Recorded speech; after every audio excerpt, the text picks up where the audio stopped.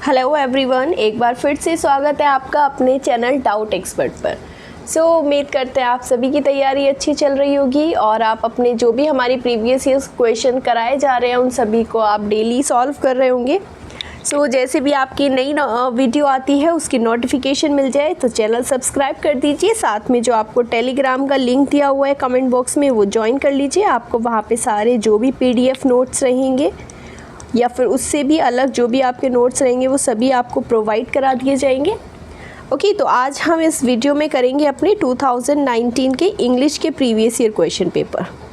हमारी CDP maths और Hindi cover कर चुकी है, आज इंग्लिश करेंगे। स्टार्ट करते हैं अपनी वीडियो।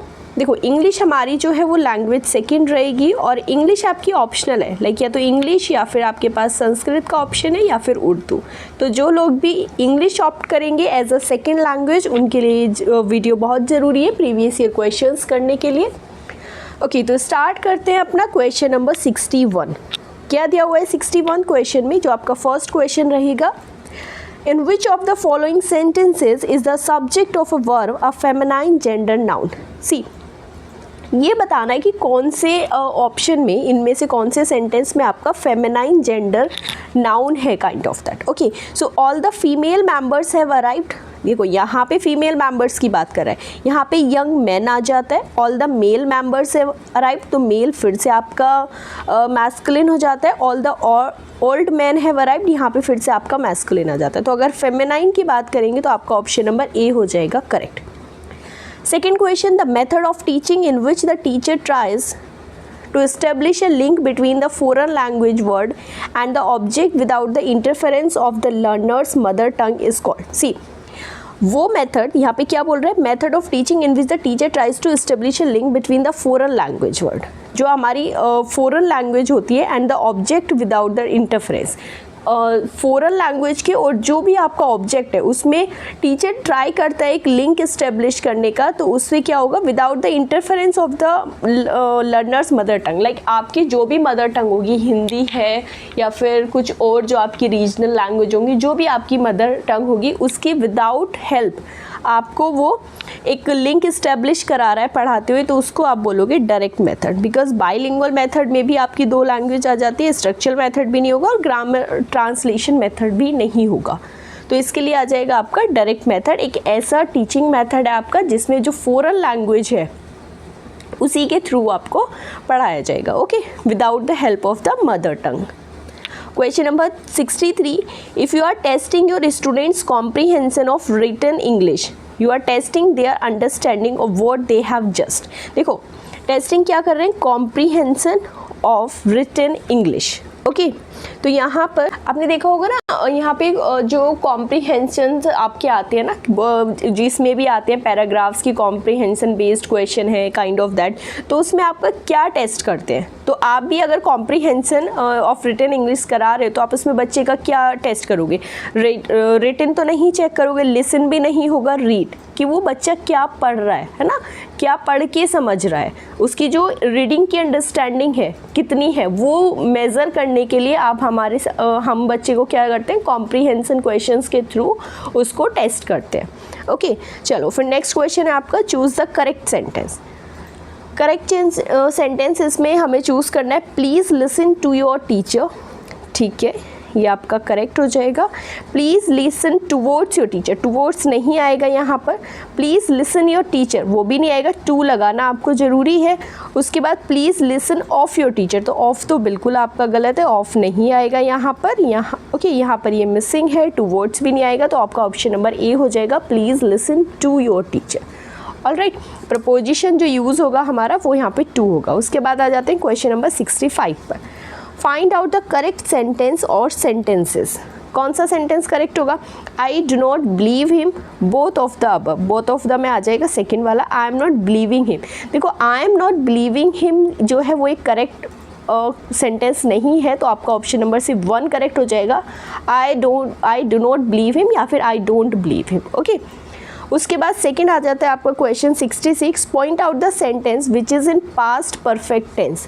सी, अगर हम पास्ट परफेक्ट टेंस की बात करें तो उसमें क्या आता है आपका? पास्ट परफेक्ट टेंस में आपका आता है सब्जेक्ट, हैड, पास्ट है तो हैड आ जाएगा प्लस वर्ब की थर्ड फॉर्म आ जाएगी, ओके, एंड देन ऑब्जेक्ट। तो यहाँ पे देख सकते हो he studied many hours every day, ये नहीं होगा। We are listening to the radio all evening, we are listening, so we were listening, तो ये क्या हो जाएगा past continuous. I had written my letter before I arrive, तो I subject हो गया प्लस हैड वर्ड की थर्ड फॉर्म, ऑप्शन नंबर हो जाएगा third. It was getting darker, ये भी पास्ट कॉन्टिन्यूअस, ओके। उसके बाद आ जाते हैं क्वेश्चन नंबर 67 में, fill in the blanks with the correct article आपको इसमें फिल करना है। Neil Armstrong was first man to walk moon, okay.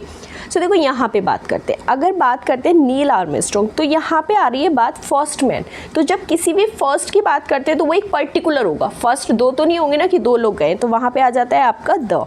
So Neil Armstrong was the first man to walk on the. अब देखो सन हो, मून हो, अर्थ हो, जो हमारे ऐसे ऑब्जेक्ट्स हैं जो यूनिवर्सली लाइक एक ही एग्जिस्ट करते हैं, उसके लिए भी हम क्या यूज़ करते हैं द। तो यहाँ पे ऑप्शन नंबर सेकंड करेक्ट हो जाएगा, Neil Armstrong was the first man to walk on the moon, okay. इसके बाद नेक्स्ट क्वेश्चन आपका, fill in the blanks in the following sentence, the teacher has been teaching for hour. तो hour क्या आ जाता है, देखो यहाँ पे भले ही आपका हम बोलते हैं कि जो वॉवल्स के साथ है, वॉवल्स के साथ हम एन लगाते हैं, बट एक्चुअल में होता क्या है कि जो हमारे, अगर हम हिंदी के थ्रू जाए तो जो हमारे स्वर की जो आवाज़ निकालते हैं, जो साउंड निकालते हैं, उसके साथ हम एन लगाते हैं। तो यहाँ पे ये एच नहीं है, इसकी जो साउंड आएगी ना वो आर से आएगी, क्योंकि जो हमारा HUR होता है वहाँ पे एच साइलेंट होता है, हमें बोलते हैं आर, तो उसके लिए आर जो है वो वॉवल के साउंड निकालेगा, तो इसलिए यहाँ पे आ जाएगा आपका ऑप्शन नंबर थर्ड। क्लियर हो गया। उसके बाद आ जाते हैं क्वेश्चन नंबर 69 में, जिसमें आपको दिया हुआ है add the right suffix to pluralise the word ox. तो जब भी हमें पता है कि हमारे लास्ट के वर्ड में ऑक्स है, एक्स है, तो एक्स के साथ उसे प्लूरल बनाने के लिए हम क्या यूज़ करते हैं, EN, तो आपका प्लूरल हो जाएगा ऑक्सन। नेक्स्ट क्वेश्चन आता है, change the word grow into a noun by adding one of the suffix given below. देखो ग्रो, ग्रोइंग, तो ग्रोइंग तो आपकी एक वर्ब हो जाएगी, ग्रोज, ग्रोज भी आपका एक वर्ब हो जाएगा। फिर आती है ग्रोथ, अगर हम यहाँ पे ग्रोथ की बात करें तो वो आपका हो जाती है एक, क्या हो जाएगा, ग्रोथ एक नाउन हो जाएगा, क्योंकि ग्रोथ हमारी एक नाउन है। और ग्रोन भी एक आपका काइंड ऑफ वर्ब भी हो जाएगा, वो आपका नहीं होगा, या फिर एज एन एडजेक्टिव भी आप उसे यूज़ कर सकते हो, बट अगर हम नाउन की बात करेंगे तो ग्रोथ हमारा नाउन हो जाएगा। फिर आपका एक पैराग्राफ दिया हुआ है यहाँ पर, जिसके ऊपर आपका 71 एंड 72 दो क्वेश्चंस आपके बेस्ड रहेंगे। पैराग्राफ एक बार पढ़ लेते हैं। To forgive an injury is often considered to be a sign of weakness, okay. किसी इंजरी को फॉरगिव करना, माफ़ करना एक वीकनेस का साइन है, it is really a sign of strength, okay. It is easy to allow oneself to be carried away by resentment and hate into an act of vengeance, but it takes a strong character to restrain those natural passions. The man who forgives an injury proves himself to the superior of the man who wronged him and puts the word doer to shame. Forgiveness may even turn a foe into a friend. So mercy is the noblest form of revenge. Okay, यहाँ पे क्या बात कर रहे हैं? The word strength. Question क्या आता है आपका, स्ट्रेंथ। देखो स्ट्रेंथ क्या है आपकी, वो कैसा नाउन है, material noun, sorry common noun तो नहीं होगा, ऑब्वियसली नहीं। Abstract noun, yes obviously abstract noun हो जाएगा आपका। क्या हो जाएगा यहाँ पे, क्योंकि एब्स्ट्रैक्ट क्या होता है, लाइक अगर हम हिंदी में बात करें तो एक भाववाचक जो संज्ञा होती है ना, उसके थ्रू आप कह सकते हो एब्स्ट्रैक्ट। जो हमारे इमोशंस या फिर या फिर किसी स्पेशलिटी को बताए, वो क्या आ जाता है, एक एब्स्ट्रैक्ट नाउन। मटेरियल नाउन नहीं है, कलेक्टिव नाउन नहीं है, ओके। जो लाइक आप एब्स्ट्रैक्ट नाउन को एक तरीके से कह सकते हो जो आपको क्वालिटी बता रहा है ना, काइंड ऑफ दैट, ओके, किसी चीज़ की गुण बता रहा है, दैट वन। उसके बाद आपका आ जाता है next question number 72। One who does not take revenge is, जो रिवेंज नहीं लेता वो कैसा मैन है, अब हमें इसे बताना है अकॉर्डिंग टू द पैराग्राफ। देखो यहाँ पे दिया हुआ है, the man who forgives an injury proves himself to be the superior of the man who wronged him. ठीक है, जो माफ़ कर देता है एन इंजरी, सो वो क्या हो जाता है, सुपीरियर हो जाता है इंस्टेड जो उसको गलत बताता है, ओके। फॉरगिवनेस में even turn into a four friend, जो माफ़ी होती है वो एक दुश्मन को भी फ्रेंड में बदल देती है। सो mercy is the noblest form, जो मर्सी होती है, जो दया होती है, वो नॉबलेस्ट फॉर्म है। तो अगर हम यहाँ पे बात करें कि जो रिवेंज नहीं लेता वो कैसा मैन हो जाएगा, वो आपका हो जाएगा स्ट्रॉन्ग मैन। ठीक है, फूलिश तो नहीं है, वीक भी नहीं है और दुश्मन भी नहीं है, स्ट्रॉन्ग मैन है। उसके बाद आते हैं आपके नेक्स्ट क्वेश्चन पर। देखो 73, 74 आपकी इस पैराग्राफ के ऊपर डिपेंड करेगा। She dwelt among the untrodden ways beside the spring of Dove, a maid whom there were none to praise and were few to love, a violet by mossy stone, half hidden from the eye, fair as a star when the only one is shining in the sky। ठीक है, ये आपको कुछ lines दी हुई है यहाँ पे और आपको दिया हुआ है what is the meaning of the word untrodden. Untrodden का मतलब क्या है? सॉरी, ऑप्शंस आपको दिए हुए हैं अनएक्सप्लोर्ड, हिडन, एक्सप्लोर्ड या एक्सप्लिसिट। तो अनट्रोडन होता है जो एक्सप्लोर नहीं किया गया। ओके, एक्सप्लोर क्या होता है? जिसके बारे में ज़्यादा बताया गया, पूरी लाइक काइंड ऑफ व्याख्या की गई है, एक्सप्लेन किया गया, उसको बोलते हैं एक्सप्लोर। उसका अपोजिट जो व्याख्या नहीं की गई, जो अनएक्सप्लेन्ड है, उसको बोलोगे आप अनएक्सप्लोर्ड। उसी के बारे में यहाँ पर बात करिए। She dwelt among the untrodden ways, जो अनएक्सप्लोर्ड वेज है, she dwelt among those ways. तो अनट्रॉडन किसके लिए हो जाएगा? अनएक्सप्लोर्ड के लिए। ओके, उसके बाद नेक्स्ट क्वेश्चन है आपका, identify the correct figure of speech using in the second stanza. Second stanza हमारा कौन सा आ जाएगा? सेकेंड स्टैंजा आपका आ रहा है यहाँ पर, okay, a violet by mossy stone, half hidden from the eye, fair as a star. So यहाँ पे क्या लिखा हुआ है? Fair as a star when only one is shining in the sky. तो जब भी कभी हमें वर्ड मिल जाए एज, जैसे fair as a star, like as a star है ना, सॉरी, फेयर लाइक स्टार, तो काइंड ऑफ जो वर्ड हमें मिलते हैं एज और लाइक, तो वहाँ पे हमारा कौन सा हो जाएगा फिगर ऑफ स्पीच? वो आ जाएगी सिमिली, जो हो जाएगा आपका ऑप्शन नंबर 4। ओके, तो यहाँ पे आपका आ जाएगा ऑप्शन नंबर 4। उसके बाद नेक्स्ट क्वेश्चन है आपका 75th में हमें क्या दिया हुआ है? Which of the following sentences is और are correct. So first sentence है आपका, there is a few hope of his second, he showed few concern for his nephew, he showed little mercy to the vanquished. अब देखो जो हमारा word है ना few हम यूज़ करते हैं जो भी हमारे काउंटेबल नाउन्स होते हैं। क्या होते हैं? Countable nouns. बट हमारा जो यहाँ पर होप है, कंसर्न है, मर्सी है, वो क्या है? अनकाउंटेबल है। और अनकाउंटेबल के साथ हम लिटिल जो वर्ड यहाँ पे यूज़ हुआ है, यहाँ पे फ्यू तो यूज़ नहीं होगा, फी यूज़ नहीं होगा, तो ऑप्शन नंबर सी करेक्ट हो जाएगा, he showed little mercy to the vanquished. Okay, उसके बाद अगर हम 1 2 3 4 ऑप्शन देखेंगे तो only C, that is the option number 3 हो जाएगा आपका करेक्ट। उसके बाद आते हैं नेक्स्ट क्वेश्चन पर, which of the following is not a coordinate conjunction. अब देखो कंजंक्शन की अगर हम बात करें तो कैसे फाइंड करोगे कि कौन सा कंजंक्शन होगा? यहाँ पे एंड, बट और फॉर, ये क्या हो जाएंगे? ये आपके हो जाएंगे यहाँ पर कोऑर्डिनेट कंजंक्शन, बट हमें बताना है नॉट। तो नॉट के लिए आ जाएगा आपका ऑप्शन नंबर 2, बिकॉज जो इफ़ है आपका वो क्या है? एक आपका सब ऑर्डिनेट कंजंक्शन है। और डिफरेंस आपको पता ही है कि जो कोऑर्डिनेटिंग है वो दो इंडिपेंडेंट क्लॉज को ज्वाइन करता है, और जो हमारा सब ऑर्डिनेट रहेगा उसका एक क्लॉज डिपेंडेंट रहेगा दूसरे क्लॉज पर। सो एक इंडिपेंडेंट क्लॉज, एक डिपेंडेंट क्लॉज। नेक्स्ट क्वेश्चन है आपका 77, fill in the blanks with appropriate preposition.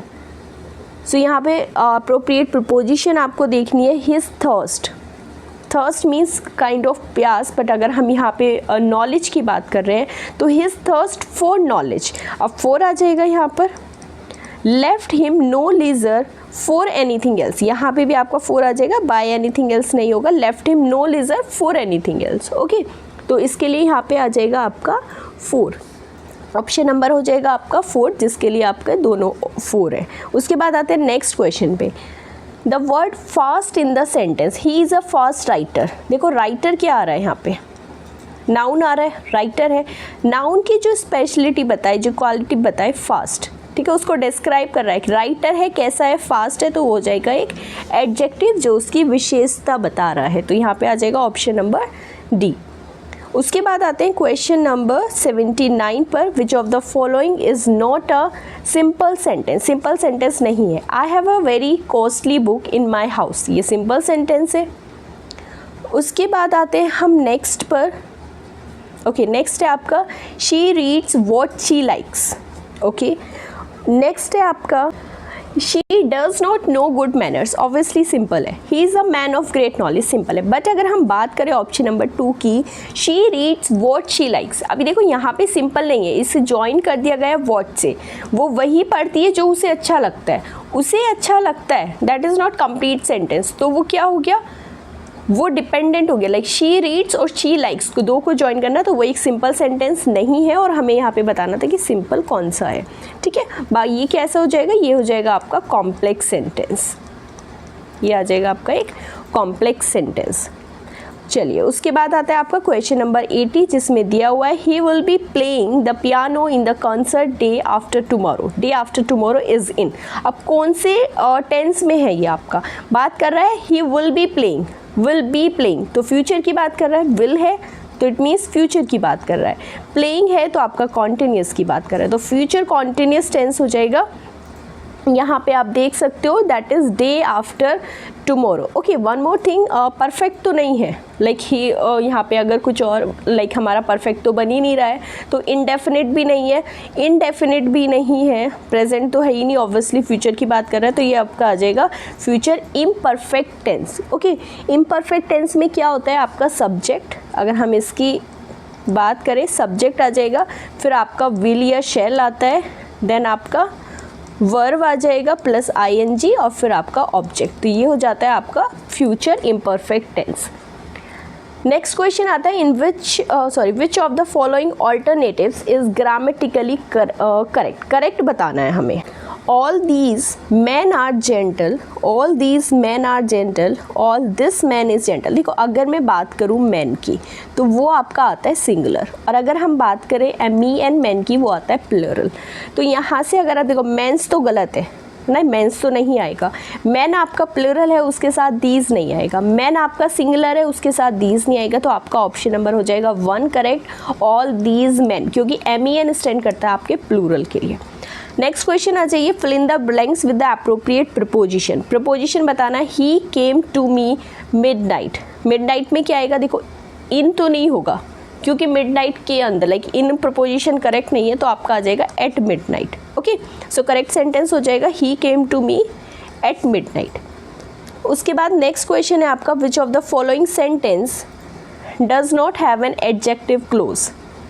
Adjective clause क्या होगा, एक ऐसा ओके, सो फर्स्ट ऑप्शन देख लेते हैं। The man who is truthful is loved by all, तो देखो डज नॉट हैव है और एडजेक्टिव क्लोज, एडजेक्टिव आपकी जो विशेषता बताएगा, तो यहाँ पे देखो जो जॉइन है आपका, अपने सेंटेंस देखिए, यहाँ पे जो हु का यूज़ हुआ है, हु इज़ ट्रूथफुल, तो ट्रूथफुल मीन्स वो एक लाइक विशेषता बता रहा ना एडजेक्टिव, तो यहाँ पे तो एडजेक्टिव क्लॉज है।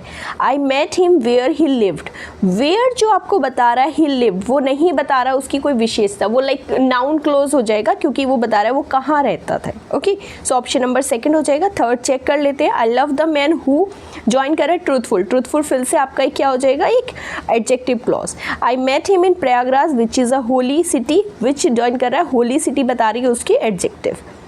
उसके बाद आते हैं क्वेश्चन नंबर 84 पर, fill in the blank with correct preposition. देखो ही इज़ जूनियर मी, तो जूनियर देन मी कभी नहीं होता, विद मी तो होगा ही नहीं, फ्रॉम मी नहीं होगा, जो हम कंफ्यूज होते हैं वो होते हैं देन में या टू में। तो जब भी कभी अगर हम बात करें जूनियर और या फिर junior to me, superior, inferior, ऐसे कंपैरिजन के साथ हम यूज़ करते हैं वर्ड टू का, तो ये जो आएगा he is junior to me, आपके साथ आ जाए superior to me, okay, inferior to me, okay, senior to me, तो टू वर्ड का यूज़ करते हैं प्रपोजिशन का। फिर आता है next question, fill in the blanks with correct conjunction.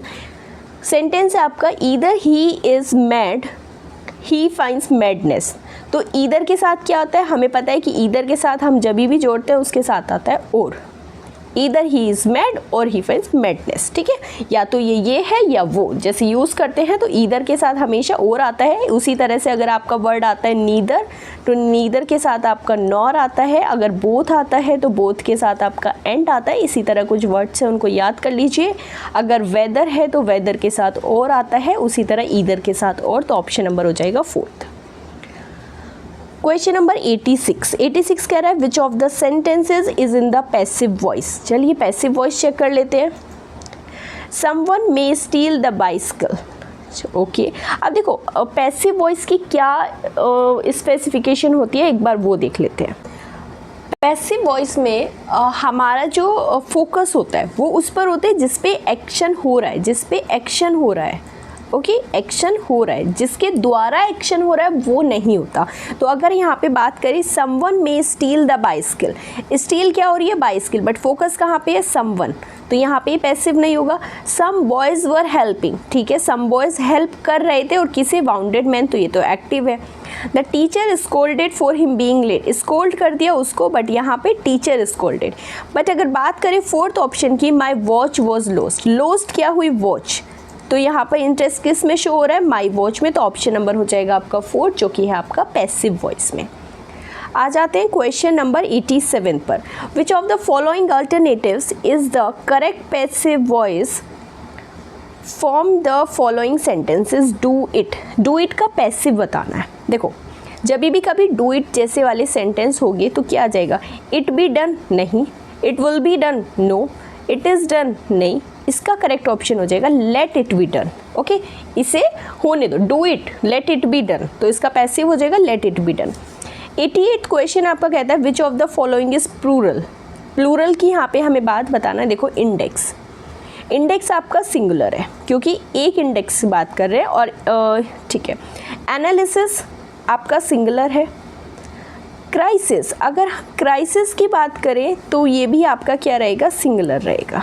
बात आती है क्राइटेरिया की, क्राइटेरिया आपका एक प्लूरल वर्ड है और अगर मैं इसके सिंगुलर की बात करूँ तो सिंगुलर हो जाता है आपका क्राइटेरियन, ओके, ये आपका सिंगुलर वर्ड है और इसका जो प्लूरल है वो आ जाता है क्राइटेरिया। क्लियर हो गया होगा। उसके बाद आते हैं नेक्स्ट क्वेश्चन पर, which of the following nouns is in plural, फिर से बताना है। देखो प्लूरल में बताना है। अब आप जैसे ही देखोगे यहाँ पे न्यूज़ में एस है तो आप कंफ्यूज हो सकते हो कि शायद एस न्यूज़ जो है आपका प्लूरल हो जाए, बट नहीं, न्यूज़ जो है वो आपका सिंगुलर वर्ड है। इलेक्ट्रॉनिक्स, ओके, इलेक्ट्रॉनिक्स लाइक कोई भी एक चीज़ को बोल सकते हो ये इलेक्ट्रॉनिक्स है, तो वो भी आपका नहीं होगा, ये भी आपका सिंगुलर वर्ड है। बिलियर्ड्स, ये भी आपका सिंगुलर वर्ड। इन तीनों सेंटेंस के आगे देखो एस लगा हुआ है बट कोई भी एक प्लूरल नहीं है। माइस आपका एक प्लूरल वर्ड है, जिसके सिंगुलर की बात करें तो वो होता है आपका माउस, ठीक है, माउस सिंगुलर है, उसका आपका प्लूरल हो जाएगा माइस। क्लियर। उसके बाद आते हैं क्वेश्चन नंबर 90 पे। He was an orphan and lived with his uncle. In the above sentence identify the gender of the word orphan. और देखो ऑर्फन मीन्स क्या होता है, अनाथ। अब अनाथ कैसा वर्ड है, मैस्कुलिन है, फेमिनिन है, न्यूटर है या फिर कॉमन जेंडर है। अगर आप यहाँ से देखोगे तो ये आ जाएगा आपका कॉमन जेंडर है, बिकॉज अनाथ जो है वो कुछ भी हो सकता है, मैस्कुलिन भी, फेमिनिन भी, न्यूट्रल जेंडर भी, ओके। तो इसके लिए आ जाएगा आपका ऑप्शन नंबर सेकेंड। इसी के साथ आपकी इंग्लिश के जो हमारे प्रीवियस ईयर थे 2019 के वो कंप्लीट हो गए। आई होप अच्छे से समझ आ गए होंगे। सब एक बार ज़रूर कर लेना आप एग्ज़ाम से पहले, और जो भी कोई डाउट हो वो आप कमेंट या फिर हमें टेलीग्राम पे पूछ सकते हो, आपका डाउट क्लियर हो जाएगा। और जिसने भी अभी तक टेलीग्राम चैनल ज्वाइन नहीं किया वो एक बार कमेंट में पिन है लिंक, वहाँ से ज्वाइन कर लीजिए टेलीग्राम का चैनल, जिससे आपको PDF के नोट्स और वीडियोस का अपडेट मिलता रहे। साथ ही में सब्सक्राइब कर लीजिए चैनल, जिससे आपको आने वाली सारी वीडियोस के नोटिफिकेशन टाइम पे मिल जाए और आप अपनी प्रिपरेशन अच्छे से करते रहो। इसके बाद मिलेंगे हम नेक्स्ट वीडियो में 2019 का जो EVS वाला पार्ट बचा हुआ है। टिल देन बाय एंड करते रहिए अपनी तैयारी। Take care.